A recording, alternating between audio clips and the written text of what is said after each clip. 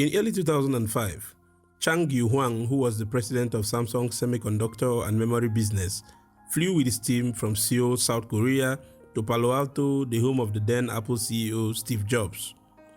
Huang had heard of the challenges Jobs was facing with the project he was working on, the iPhone.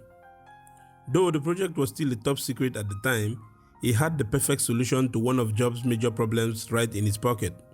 In the course of their meeting, he pulled out the NAND flash memory, as it was called, and put it on the table. As soon as Jobs saw it, the first thing he said was, "This is exactly what I wanted." The NAND flash memory was a new kind of solid-state SSD mass storage that was far better than traditional hard drives and more stable. Steve Jobs agreed to make Samsung the sole supplier of flash memory for the iPod and the upcoming iPhone at the time. The two companies formed a partnership. That was the moment that marked the beginning of Samsung's dominance in the US semiconductor market and eventually smartphones. During that time, the memory market was not all stable. Because the market was unpredictable, Apple wanted a financially solid partner. Samsung was the viable choice. Steve Jobs had been certain that whoever controls this flash market was going to control the consumer electronics space. The two companies became close as a result of this partnership that saw Samsung supplying the crucial application processors for the iPhone and the iPad. Based on the design from ARM Holdings Plc, they worked together to develop the processors. Eventually, Apple took full control of the chip's development while Samsung built the components. But there were problems with this partnership that Steve Jobs didn't see coming. Making Samsung a partner and chief component supplier to Apple gave Samsung a clear opportunity to see Apple's strategy and spy on the projects Apple was working on. Samsung seized the opportunity and started working on its smartphone. Now, in January 2010, Samsung president at the time, Choi, told reporters that the popularity of the iPhone was a mere result of excitement caused by Apple fanatics. So, to match this anticipation that Apple fanatics had, Samsung decided to replicate this anticipation in their user base. So they launched the Galaxy S and Galaxy Tab, which looked like an Android phone but supposedly had the feel of an iPhone and an iPad respectively. And the Galaxy S was running another Apple's arch-rival's operating system, Google's Android. Steve Jobs was furious and felt betrayed. He was prepared to sue. Tim Cook, who was Apple's chief supply chain expert at the time, was wary of endangering the relationship with the supplier that Apple depended on. Then Samsung's vice chairman, Jay Lee, who was the company's chief customer officer, visited the Apple campus in Cupertino. Steve Jobs and Tim Cook expressed their concerns to him. Apple drafted a proposal to license some of its patents to Samsung for $30 per smartphone and $40 per tablet, with a 20% discount for cross-licensing Samsung's portfolio back to Apple. In the end, Samsung's lawyers reversed the offer. They argued that since Apple was copying Samsung's patents, Apple had to pay Samsung instead. Eventually, in April 2011, Apple filed multiple lawsuits spanning dozens of countries against Samsung for patent infringement. It demanded $2.5 billion in damages. Samsung quickly countersued for infringement of 5 patents relating to its wireless and data transmission technology. Samsung executives felt Apple was trying to create a monopoly with generic patents like the iPad's black rounded rectangle shape, a patent so silly that the court threw it out. Steve Jobs also blatantly mocked Samsung and other competitors, calling their larger phones Hummers. "No one's gonna buy that," he said at the press conference in July 2010. Apple eventually won the billion-dollar suit in August 2012, even though it couldn't achieve an outright ban on the mobile device. This would have altered Samsung as a competition if the judges had upheld the Samsung sales ban. Apple couldn't prove beyond a reasonable doubt that this supposed copy by Samsung had damaged their customer base significantly.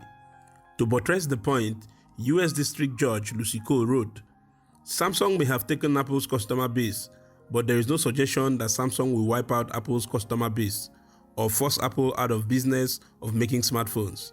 The present case involves lost sales, not a lost ability to be a viable market participant."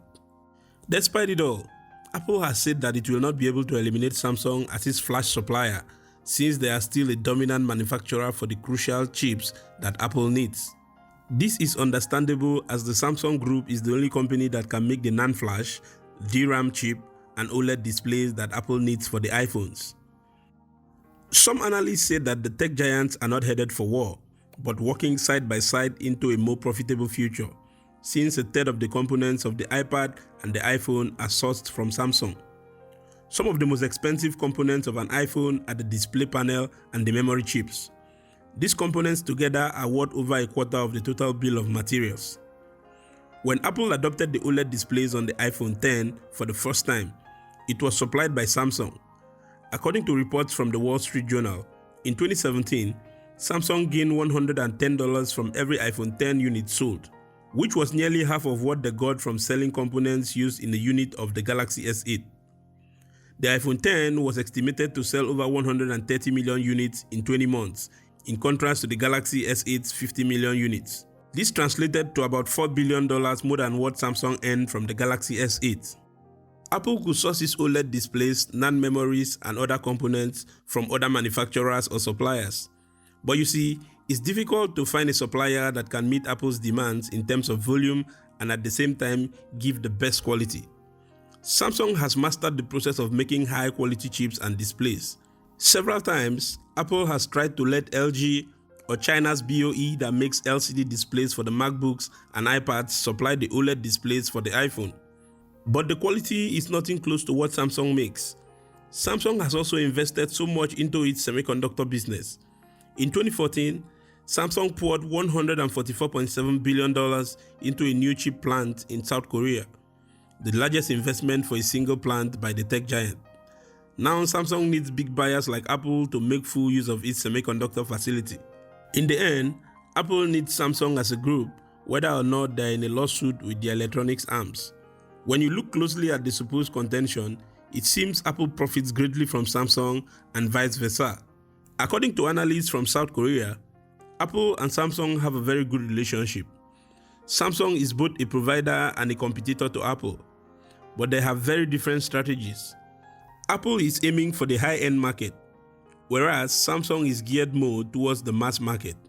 Apple is dependent upon Samsung to a certain extent for their components, but Samsung is clearly benefiting from Apple's innovation.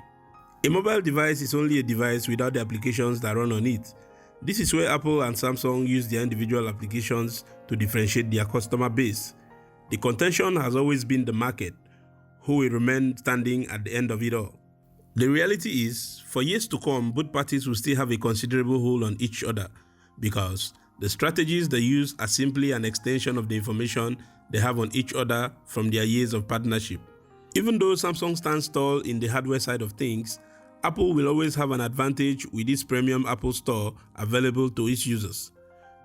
Sometimes it is perceived that there is war between these two, but it becomes glaring that while they fiercely compete in the smartphone business, they also complement each other. Samsung will remain an important partner, gleaning the innovations that Apple always brings to their products, while Apple will keep needing them as a critical link in their supply chains for their products to have a distinct look. Bottom line, Apple and Samsung control half the worldwide sales of high-end smartphones. However, their market strategy has never been the same. Apple has the iPhone, the only smartphone in their lineup, and a few other products like the Apple Watch, the MacBook, the iPod, and the iPad.